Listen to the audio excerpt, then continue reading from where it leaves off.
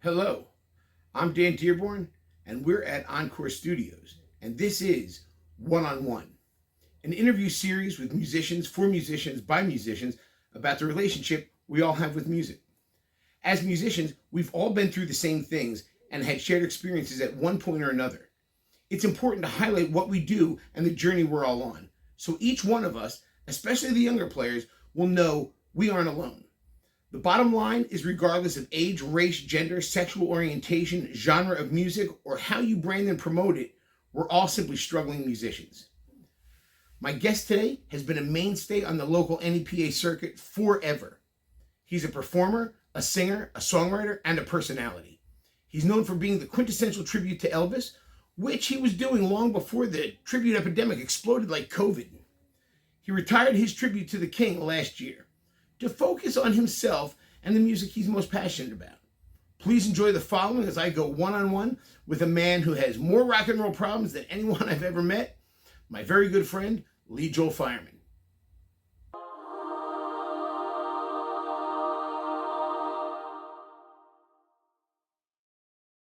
Leigh, hello. Yes, sir. Yes, sir. Welcome to One-on-One. Thank you for being here for A this. new segment. New segment. One-on-one. I'm happy to be here. Very first episode, so. There's the very first one. Very I'm a first man of May 1st here. That's right. Yeah. So let's get right into this. Where were you born? In a hospital. No. I was born in Wilkes-Barre, Pennsylvania. Wilkes-Barre, Pennsylvania. Yeah. All right. And how has Wilkes-Barre changed now from when you were younger? Oh, exponentially.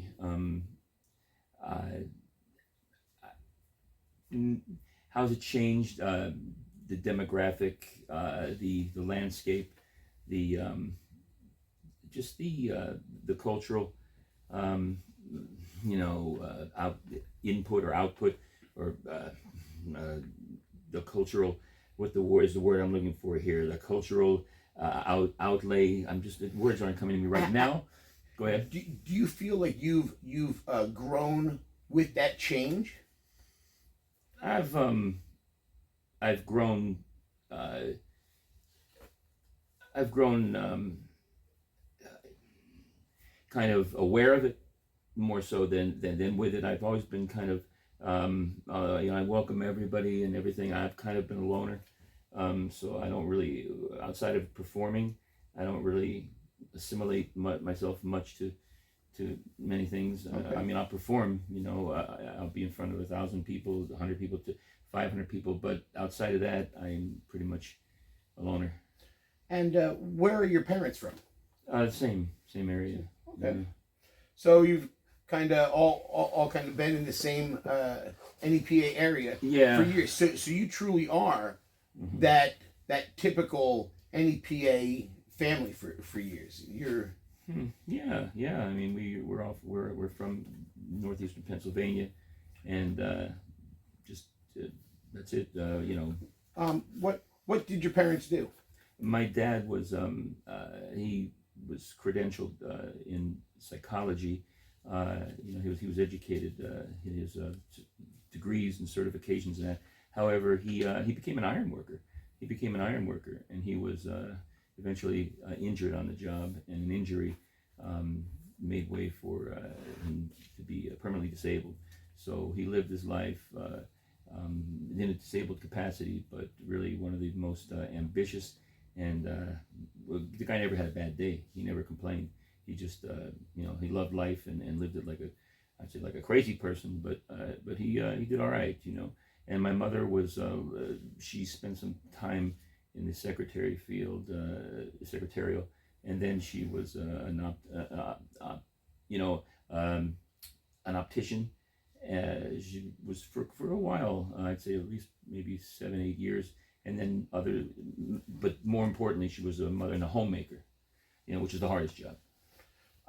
Do you have any brothers or sisters? Yes. I have 2 younger brothers that are they're twins. They were born in 1975, so however old that makes them. And I have a sister who's 2 years younger than I am.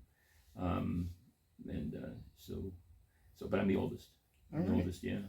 And what role, if any, did your parents or your siblings play in your love and journey in music? My sister sure didn't. One time, I remember I was sitting in the we were all sitting in the family room, and Lionel Richie, the song "Truly," I that hit that high note, "'Cause I'm truly," I hit the, and she picked up a clog, those old wooden clogs from the early '80s, and she chucked that right at my head, and she connected too, and I landed up in the hospital with she got my temp. It was terrible, and my parents just stood there like, oh my, she didn't just do that, and so I didn't sing around her very much.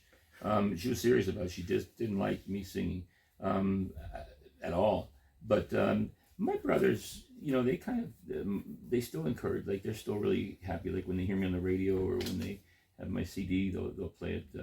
They really like it, If I'll get a call from one of my brothers, hey, I really like what you did in this. I really like that song, and it, but there was no, outward encouragement or anything like that. I just kind of picked up on it by accident. I'll tell you about that when you get there. So tell me, what was your childhood like? What was it like? It was great. It was like the TV show Happy Days. We had a pizza parlor in the neighborhood. We had like a neighborhood this, a neighborhood that. It was very much like the Happy Days television program, and it was the '70s, and Happy Days was on TV, and it was a great childhood. Certainly, you have your battles and you have your problems, but I'd have to say that it introduced me to swimming. I became a competitive swimmer. Also, eventually, I was a wrestler.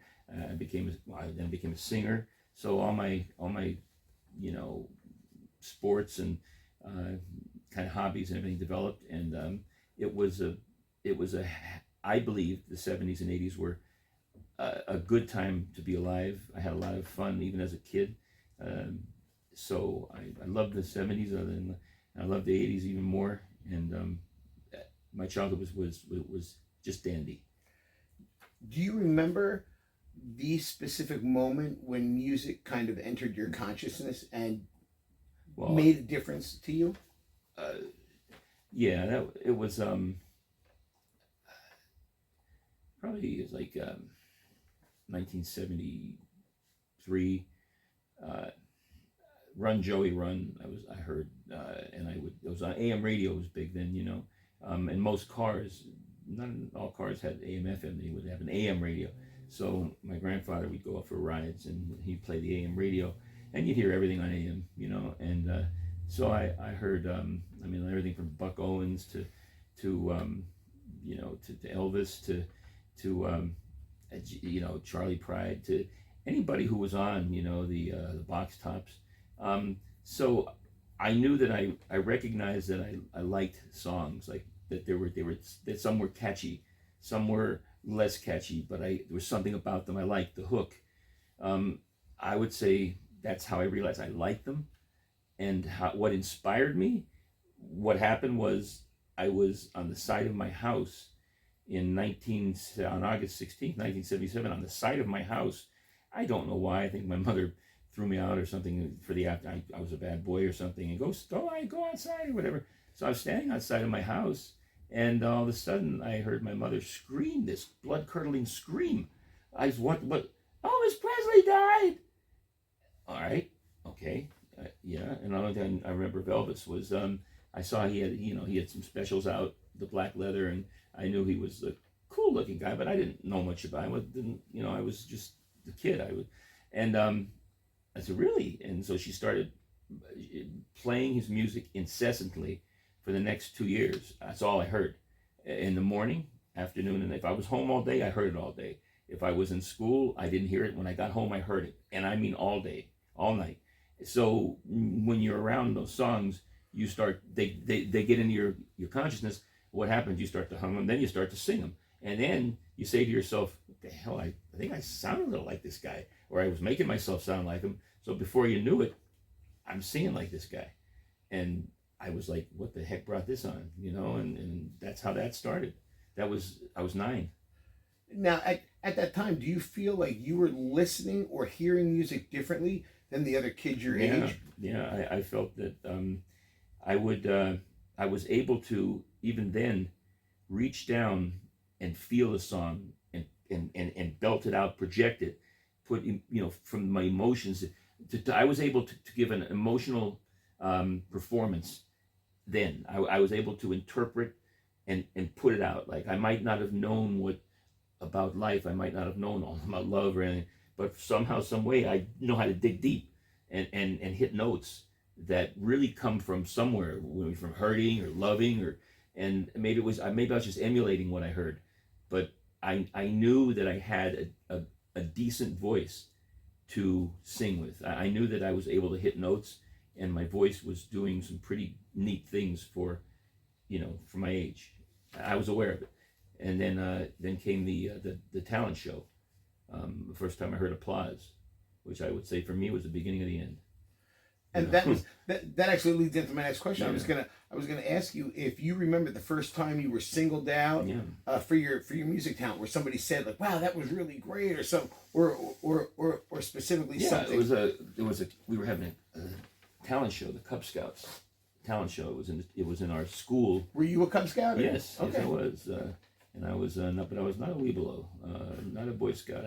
I finished the Cub Scouts, and I had all my badges, and the uniform. Remember, we had the uniform, the hat, and everything. Absolutely. And that was kind of cool.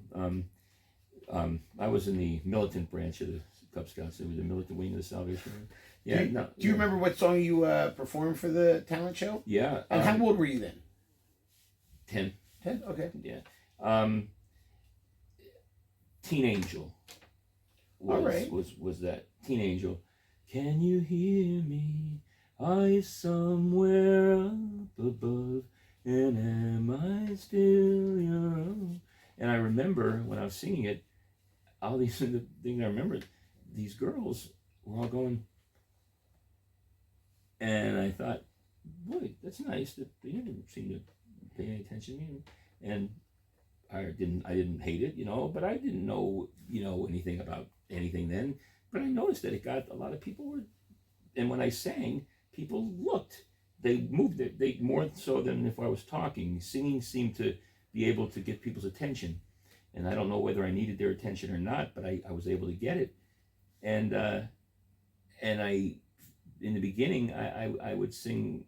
My father would buy me Shana Na albums, and I started on Shana Na albums, and which was really good because at the time there were 50s were having a big resurgence in 1977, 78. The 50s were sort of re-emerging. In 76. Shana Na, they had the television show. They did, yeah. That was a fun television show, and I used to like to watch that too. It was good. I watch that all the time. Yeah.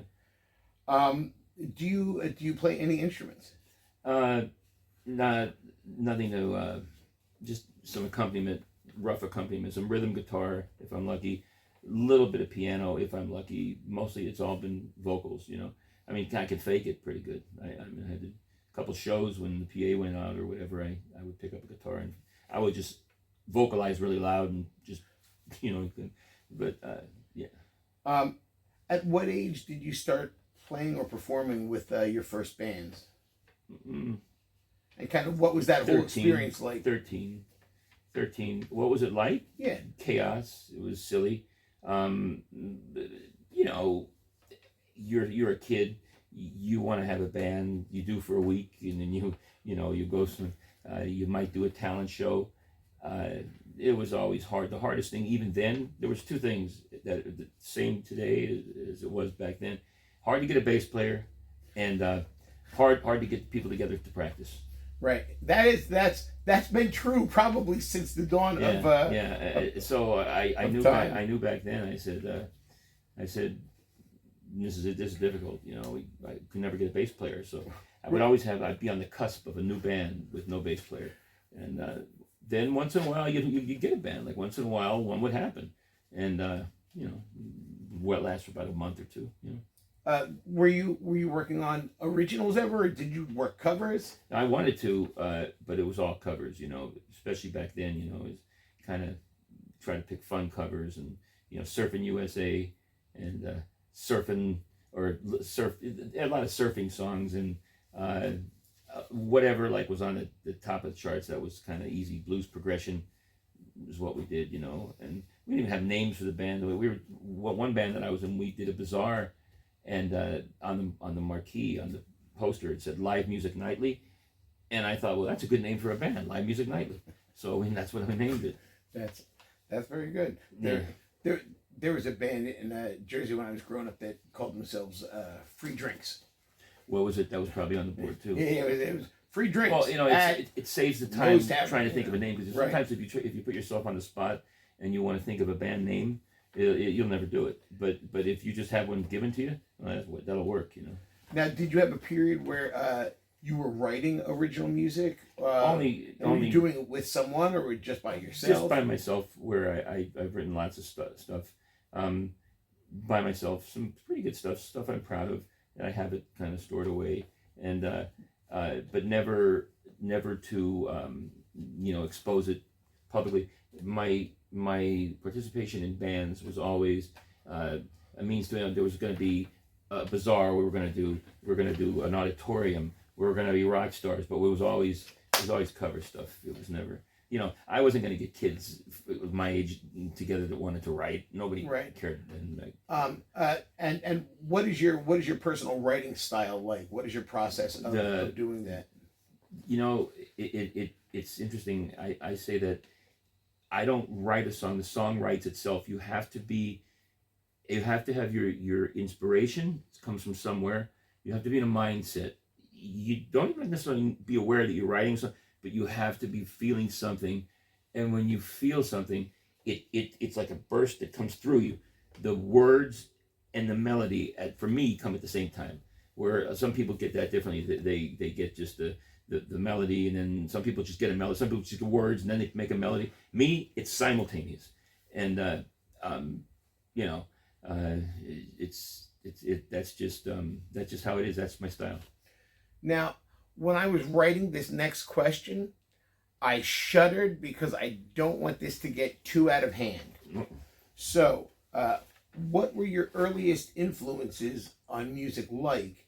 And do you still feel that those earliest influences are pertinent with your music makeup today? Yeah. They're my earliest influences were, I think, for what I did in from the career I had or have, were the best influences I could have had, because they sort of helped me, become a better showman, a better performer, a better singer. One thing that people say about me when they see my shows, you might not even like the person that I'm paying the tribute to, but you're gonna like the show. People say, because I do an Elvis tribute show, and I've had people. The greatest compliment I ever got was, I really don't like Elvis much, but I really liked your show, and that's probably because I put a lot into it, and I got that inspiration from those early, artists. And we know Kiss was an influence. We know Elvis is an influence. Are there a couple other ones that kind of stand out as having been very important, or was it just kind of an amalgam of everything that's going on? That would be it. It was an amalgam of everything that was going on, with the two big ones, Kiss and Elvis, and of course, Kiss. They were Elvis with Marshall amps, and Elvis was Elvis. Right. So I would have to also say I'd be remiss if I didn't say the Beatles. Because the Beatles are, just somewhere altogether different. That, it's even today so relevant, and they're still.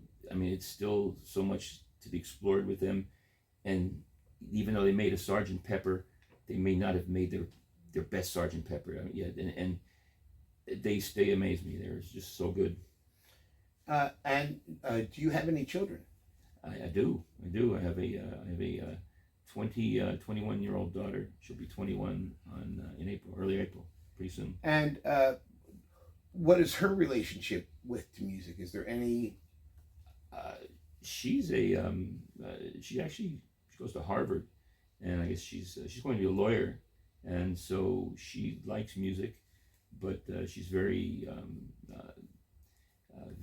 diligent with her studies, and she's really burying herself in her studies. And I don't think that, although she was in the arts, she was in ballet. Um, she's a fine ballerina, and but I don't think that music is anywhere in her future anytime soon. And she doesn't talk to me all that much, but when she does, it's kind of like, oh, what are you doing? Like, you probably, what do you have, groupies too? And like, do you have people like come to your, like, oh, yuck, and stuff like that, and kind of like that, yeah.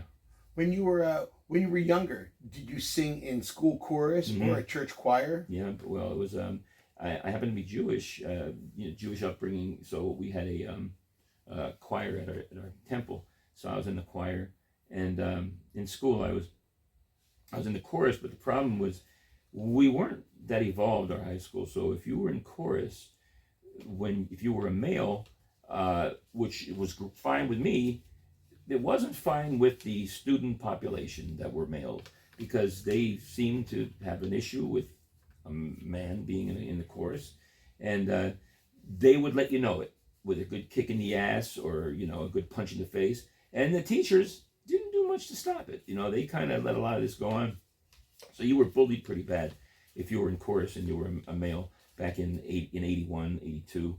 So I would have to try to sneak into the practices and do some notes. What's funny about that is that I noticed that as a child when I started singing in school choruses, is that everybody would love a Bruce Springsteen or an Andy Gibb or a Bee Gees, and they loved songs, they loved music, and they loved male singers. Yeah. But exactly what you're saying, if you were a young man or a young child, boy singing in chorus, all of a sudden it was here's wrong. What would happen. And I always wondered how did you ever become a singer? If it's not okay to be a singer now, how do you be a singer? Well, you sing, But I noticed that, and I know that's changed now. Yeah. But that was definitely something I was aware of at the time as well. It was a big thing. Here's what would happen if they caught you in chorus. You'd be walking down the hall, and the group of seniors would be sitting on the ledge against the window with their backs against the window, and they'd be on a little ledge. And if they knew you were in the chorus, you'd walk by, they'd kick you so hard in the ass that you go, oh, there's a singer there, boom. So and I'm telling you, the teachers didn't do a damn thing. No, absolutely. So if you wanted to be in chorus, you had to kind of fly by, one back door. Did you ever have any formal training or lessons, either vocally or musically or instrumentally? I was playing guitar, taking guitar lessons, and the instructor heard something. He recommended lessons. I took some. I realized that they confined me. It was kind of like, the method style of acting. Learn the lines and then forget the lines and do your performance. That's sort of what I did with singing lessons. I took a few, and then I listened a little bit, and then I kind of put them on the shelf, and I just enhanced what I learned. And to me, lessons confined me. They didn't let me reach. I don't think I would have reached my potential if I would have stayed with lessons. And I'm not saying that is good across the board. For me, it worked better. So you've been in chorus. You've sung with bands when you were younger. Did the experience with bands get any more serious once you entered high school or toward the end of your high school years? Were you in some bands for a while, or was it kind of the same thing where it was just a little bit here, a little bit there? Didn't really, not for me. It didn't really get serious. It was always like trying to find a bass player, and like I mentioned, and trying to practice. So it really wasn't serious to any degree where anybody was going to try to make a career out of it. For me, it was just to have fun and find some girls. And the other guys, I don't know, it was just whatever they were doing with it too. So nope, all it did was just continue to helped me foster an appreciation for sometimes different styles. Like, as the years were going on, music was changing, right? So you change with it, but it didn't bring on any kind of any aspirations beyond that at that time. But it did give me a chance to keep practicing and keep my voice sharp and keep my skills to build on my skills. I mean, there was that. So now, at what point in your life do you say, I'm a singer, I've sung these songs, I'm doing all this stuff, and hey, I should do this thing with Elvis? When does that come into the mix? And how did that come about that you decided to go from a guy who's singing cover songs to a guy who's now becoming an Elvis tribute? Well, the first thing is that there was the bands and everything, and then there was a woman that I met. I was with her for a long time. We got married, and then I just I didn't do music because you're going to work a million hours and you have a child, you're taking care of a house, your priorities change. But somewhere in the back of my mind, I had a detached garage at the time. I'd go out there and I'd put the tunes on out there, and I'd rehearse from time to time, and I had like a little crude sound system out there, and I'd be wailing out there, and I missed it a little bit, but I still didn't do anything with it. And then sadly we got a divorce in 2008, and I started to do more of the practicing again, and more of that led to more of that. But I didn't want to be. It was time to perform, I thought, again, but I didn't want to be in a band because I didn't have a bass player. Like I told you, that's the theme of this. There's no bass player. So I didn't want to sing. I needed, believe it or not, to have my own kind of shtick, my own kind of. I don't want to say gimmick, my own niche, something that was different. And even though Elvis Presley, thousands of people are Elvis impersonators, I thought, well, what can I do that's a little different? What kind of show can I do? What about if I created this persona, this rock and roll persona, who tributes the music of Elvis the way he does in his own kind of way? How would that work? So here's a guy that's going to come out and give you a tribute show, except he's not going to dress up in a costume. He's not going to say thank you very much. He's not going to give teddy bears and scarves out, but he's going to give you the vibe of an Elvis show. He's going to give you the songs and the spirit, but he's going to do it in his own kind of way. And it was a great idea because at the time, at least this area was ripe for that. They needed that because they only had the impersonator types. And not putting it down, it just wasn't what I did. And so I was at the right time for that, for me, and I thought I did well with that. I started it. And go ahead. No, absolutely. Was there ever a point, even for a minute second, where you entertained the idea of going the full blown impersonator route? Yeah, well, I used to get offers to. Even today, when I still do private events, when there are some people that will not hire me because I won't wear a costume, or they'll ask me, well, would you wear a costume? And I explain that the act isn't really that kind of act. It's not a Vegas act where I put a jumpsuit on with the long sideburns. It's not what I do, and I wouldn't look right doing it, and it's not the spirit I bring. But after more and more, you put a lot of zeros after that number. I at some point, I'll put, and also I've been offered, like, there was Legends in South Carolina. I did talk to them at one point. There was also a tour we were going to do of Turkey, believe it or not, right before COVID, and that might have had to. There was talk about some costumes there, and the money was. I mean, we didn't get to that point, but I don't know how that would. I don't know. I would have tried not to wear it, but yes, sometimes that comes up, and if you're an Elvis tribute artist, that's always going to come up, and that a lot of resentment because the other Elvis tribute artists who were impersonators, who wore the costumes and everything, they resented me. They hated that, and I tried to. early on tried to like endear myself to them, to join groups and everything, and my mother said, "Leigh, you know why they don't like you?" I said, "No, why? What? Because you could really sing." And I said, "Oh, geez, I didn't know," because I was trying to be friends with all of them, and they never like respond back, or they okay, give you like a quick like and whatever, or like, but, and I'm like, what's wrong with me? And I realized that I'm not their cup of tea, and they let me know it too. Yeah. So at what point? So something you felt was going to go well, but at what point when you started doing this Elvis tribute that you knew, hey, I'm really onto something that's going to stick around for a while? Even though my first 2 or 3 shows were disasters, I knew then. I knew I had talent, and I knew that I had what it took to do it. I just needed to put it together. I needed to build my stage show, like to build my routine a little bit more. I needed to just hone my craft a little bit better, a little more confidence. But I knew the foundation was there. So the minute I started, I knew that it was going to take a few shows, and it did. Right around the 4th or 5th show, I started hearing this, and it got louder, and then it just.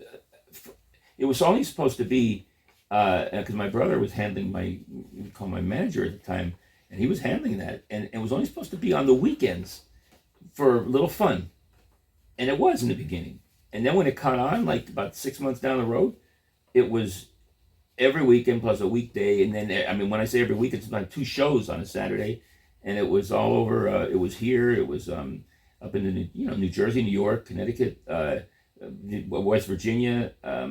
I was all over with the act. I did really, really well.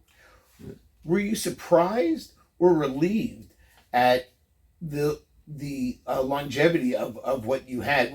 Was there a point where you're like, well, thank goodness I had this, or were you relieved, like, wow, or were you just surprised, like, I can't believe I've gone this long with this? No, I believed that the show was good, and I believed in myself, especially, and I had that beginners that you don't know anything, that stupid energy where you know nothing, but everything you do is right because it's the only thing you know how to do. Every decision you make is the right one because you don't know how to make a decision. But somehow, some way, you can never have that same aura again. You'll never do it exactly like that again because it was so perfect. So I knew then it was just working, and I had that energy, that momentum going for me, and because I was a pretty good singer, I was able to really attract a lot of people to the shows, and they liked what I did. So they would tell their friends, and more would come. So, I mean, when I wanted a gig, it was just, I just would make a call, or they'd call me. I think I went, I don't ever remember breaks really. The first break I had actually was COVID, when COVID came. I had a job, I was working, I was driving a taxi because, I couldn't have like a 9-to-5 job because what if I was doing a show? Right. So I remember I would work 60 hours a week in a taxi like it was nothing. Like I don't even remember it, only to get to the weekend to do a show. And it got to the point where the week would go by like that, and then another show. And I was just so hyped up from that, and I rode on that adrenaline for a long time, for like 5 years like that. Was there ever a horrible moment in the beginning that seriously made you reconsider, like, maybe I shouldn't be doing this, maybe I should just go get a real job? When you're playing a club and there's nobody there and the owner's staring at you and you don't really know what to do and your sound system goes down, that happened. But I never lost. I've never. I was. 3 people came. I remember in my first show, 3 people. Well, a lot came, but they left. But 3 people stayed. They came, and they heard me, and they really enjoyed it. I mean, what are they, crazy? But I tried to give my best show, but there was like some disasters happened early on, but that's all part of learning. You learn what you need to do. You learn what and I learned one thing: equipment never fails in practice. It only fails at the show. That's true. That's true. That happens to everybody. We all know that. I don't know what it is. Funny. I never had a failure in practice, just in the show. So I got I learned that, and I also learned that when you take breaks, you lose crowd. So the answer was, and I was known for this. Don't hey, brakes are for cars. And my name is Chevy. So I purposely, this was crazy because this was the energy that I was on. I never took breaks. I just kept going and going and going because I never liked to take a break and watch people leave, because they'll do that. People will leave on a break. I never gave them a chance. I mean, some had to leave, I guess, whatever. Sure. But most of the time, a lot of bands that you're starting out, if you don't want to lose crowd, the less breaks you take, the more crowd you'll keep. Very good. What is one or some the best moment or the best moments that you've had doing Elvis? Well, I don't know if it was doing Elvis, but the best moments that I've had performing would be some of my, really better attended shows where there was anywhere from 500 to 1,000 people. Just the energy in those shows, what I was able to bring to those shows, the people that would come out, I'd see them having a good time. I would love it. I would also, a lot of people would bring people who are physically handicapped. It was a show for it was good cross section of people, and that energy, the electricity that would come from that, no matter where the venue was always my best memory of it. I could remember two or three shows where it was. Well, I remember one. There's a local band around here. They're excellent Beatles tribute band, marvelous. The Taxmen. We did a double show, a double bill where they did theirs, said I did mine. They did theirs, kind of like a Elvis versus the Beatles battle, and the place was packed to the, crazy, and that was a good night, and lots of energy, and that same venue I had more good nights there, but and that was just it.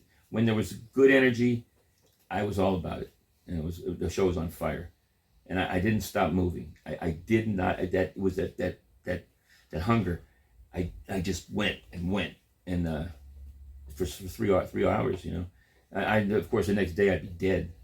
I never let anybody know that. I was always in such good shape. I'd be in like traction the next day. Now, during the second half of last year, you decided to retire the Elvis. Thing for the most part. What was that like for you? Was that an emotional goodbye? Was that just the next step in your musical journey? It was everything like that. It was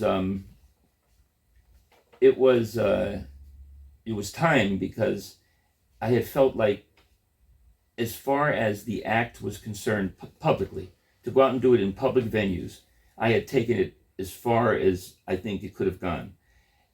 It became something like, it went from a rock and roll show to family entertainment to the weekly guy at the pizza, at Grotto Pizza or somewhere, doing an Elvis tribute. It lost its edge. It didn't it didn't have the edge that it had to start with, and it was, things changed. We were coming out of COVID for a while. We couldn't play anywhere. So when I came back, it didn't come back as strongly as it was. Some momentum was lost, and it never quite recovered the full momentum. And I also wanted to go in different directions, because it was like kind of pigeonholing me. Because trust me, even when you're an Elvis tribute artist, just if you're not an impersonator, you still get people coming up to you asking you to buy them a Cadillac. You still get people coming to your house saying, Elvis, Elvis. You're still at the grocery store, and people are trying to. I remember this girl, asked me if I'd meet her at this bar, and I'm like, you don't understand. If I go over there, it's going to be a mess. And she said, oh, you're just full of yourself. I said, okay, all right. I walked in there and sat down, and before you know it, just like in the movies, the Elvis movie, when somebody walk over, hey, how you doing there? They come in, and I'm, oh, how are you? And then and then they get this and that. And she said, you weren't kidding. And I said, no, I wasn't kidding. And I just, plus it got to be a little cliche, and I had more music in me that I wanted wanted to do. So I just decided that it was time to retire the act on top, rather than kind of make it a caricature of what it was. I wanted to retire that act while I was still able to move really well, while my voice was still really strong, and I still gave a pretty good show. So that's the way I wanted to go out. I didn't want to wear it out. I didn't want to beat it up too much. And I was there for that last show. Wasn't that fun? Yeah, it was. I was not surprised, but I guess pleasantly surprised. So just the love and the adulation that your fans kind of brought to you, like it was a big thing. Yeah. Someone brought a cake. People were passing out. It was people were crying. People were crying. Yeah, it was definitely a very big moment in this small little venue. Well, that wasn't that little. I just mean it wasn't like it was Madison Square Garden. I'm very sensitive. I'm like Paul Stanley. No, absolutely. No, it was just very seemingly you're in a smaller venue. You have some people come in. You're like, how big how big a moment is this going to be? It turned out to be this very special, very very centered moment. I have to say that my fans were friends, and I remember from my very first show, I would go around to every single table when the venues were still small enough to do that, and I would personally thank every single person for coming, and I would do that every single show, and I tried to do that all the way up to the end when I could, when I was able to work. I mean, there were some venues there was 1,000 people, I couldn't thank everybody, but when I was able to, I did, and I meant it, and without them, I mean, maybe I didn't go and play, huge stadiums, but I did pretty all right with that act. And they were there the whole time. They never let me down. They would come in snowstorms. And I saw relationships form with these people. That I saw people become friends, who didn't know each other. People were dance partners. I saw people, and they became like a, I don't know, just like an extension of like a family for me. And, they would go where I went, and it was like, following. And words can't express, and maybe I didn't do such a good job sometimes of saying thank you, but they were everything to me. I get choked up when you see people wearing your t-shirt. All of a sudden you look, that's me in a t-shirt, and you see you're on a t-shirt and somebody's wearing it like so proud, like really they want to wear your t-shirt. I'm like, what the, wow. You're signing autographs, wow. And it doesn't suck. I mean, it's a nice feeling. Absolutely. And so that was something. So almost immediately after that, again, about a year and a half ago, you released your first album. Not quite about a year, not a little less than a year. Yeah. Called Uncovered, Songs I Still Love to Sing, which, and I don't say surprisingly in a bad way, but surprisingly, you have put up some pretty big streaming numbers. Yeah. Was that surprising for you? Did you feel like that's deserved, or you want to know the truth? No, it didn't surprise me, because the album, if you listen to it, there's something for everybody. There's good, solid songs on there. I sing the hell out of them, and they're catchy tunes. They're all covers, and it's uncovered songs I still love to sing, and I really meant it. So I put my heart into that album, and whenever you have good energy going into something, you're going to have good energy coming out of it. And one of those songs, "To Love Somebody," it's a Bee Gees song, and Michael Bolton did a cover of it, and I did one too. And I said about that song, I said, this particular song, this could play on any radio, on any satellite radio, anywhere in the country, anywhere, and it could stand up next to anything. And it turned out that was prophetic, because that's exactly what happened.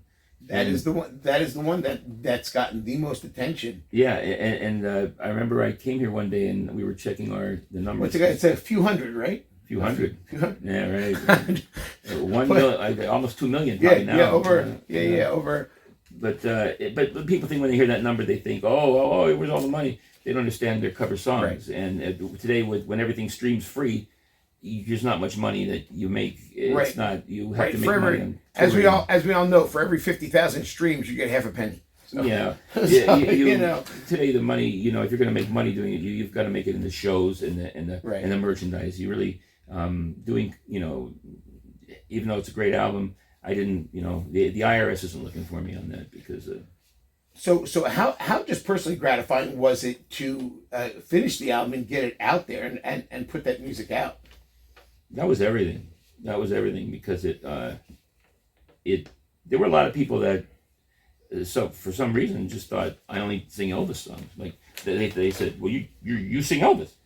Oh, no, I sing. I really sing. So when people actually heard me sing other things, they were like, whoa, you know, like, oh, he's really a singer. I said, I told you, you know. So it was gratifying. It was for me. It was.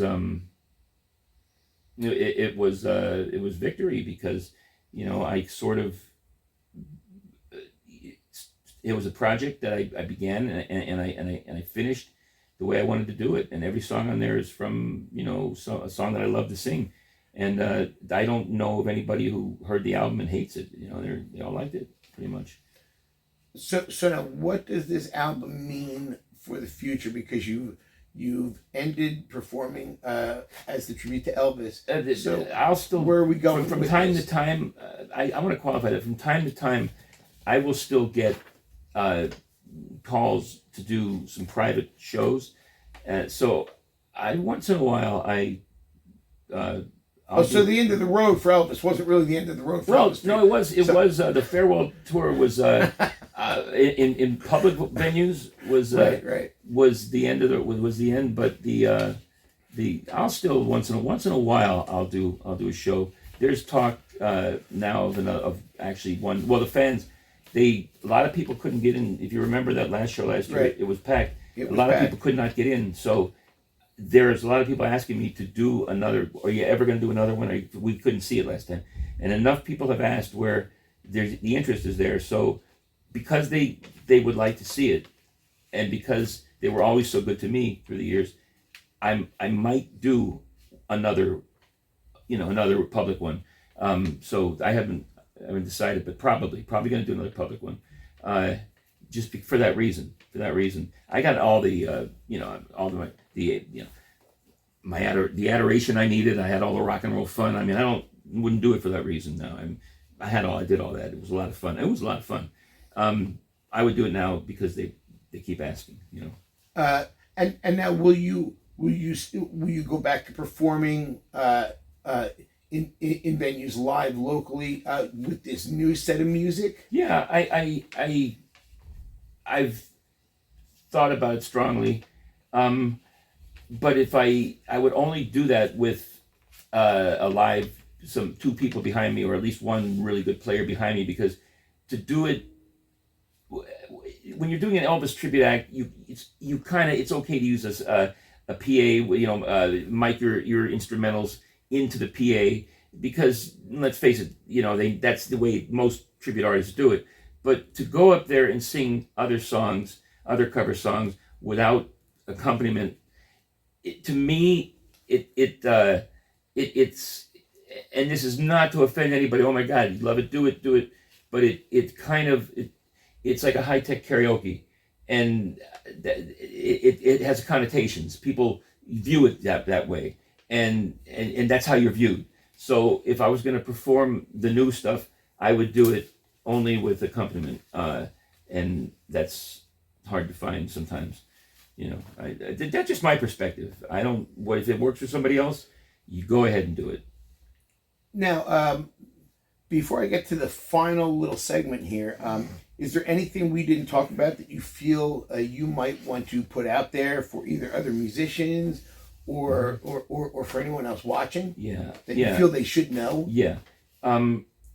Everyone should have a moment, a bunch of moments in their lives where they have a dream, and they go out and live it. And there's no, roadmap for necessarily how far the dream will go, and there's no exact science to how to do it. But when you're living it, when you want to have a dream, you go out and you live it.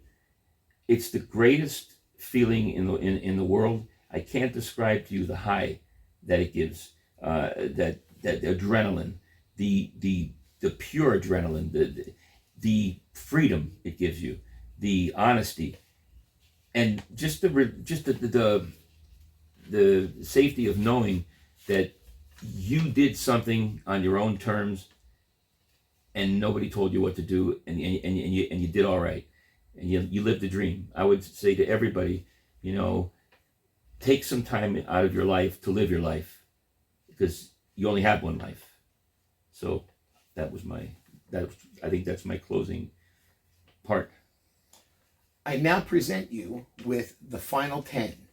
Final 10. I'm just going to throw 10 questions out there. You don't have to go into great depth or detail. What are my rock and roll problems? What sound do you love? What sound do I love? Sound do you love? Just in general, what sound do you love? The tinnitus in my ears? I don't know. I get that all the time. I don't know.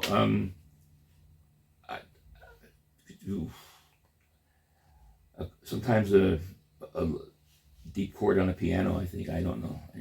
What sound do you hate? I mean, fingernails on a chalkboard, I guess. What's your favorite word? Onomatopoeia. What's your least favorite word? Word. What's your favorite curse word? I don't know if I have a favorite. I mean, I like goddamn a lot. I don't. What's your favorite thing about being a musician? The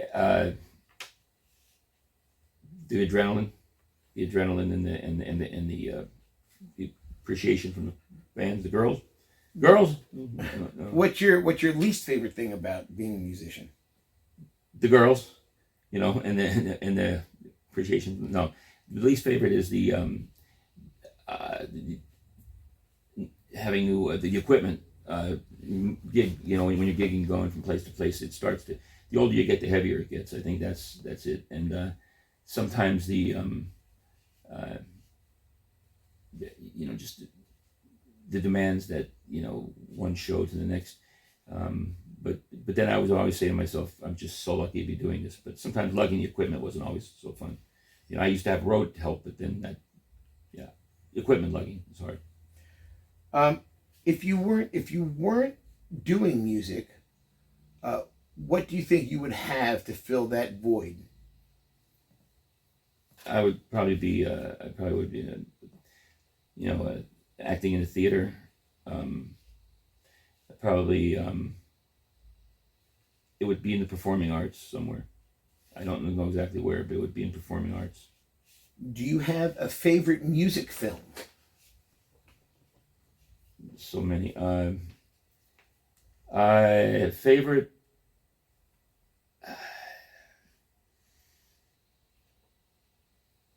Just so many. I don't. I mean, I like The Wizard of Oz to, Rocky Horror to Oklahoma.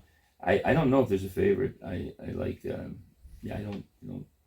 What is the greatest song ever written? Greatest? Let It Be. Let It Be. Probably.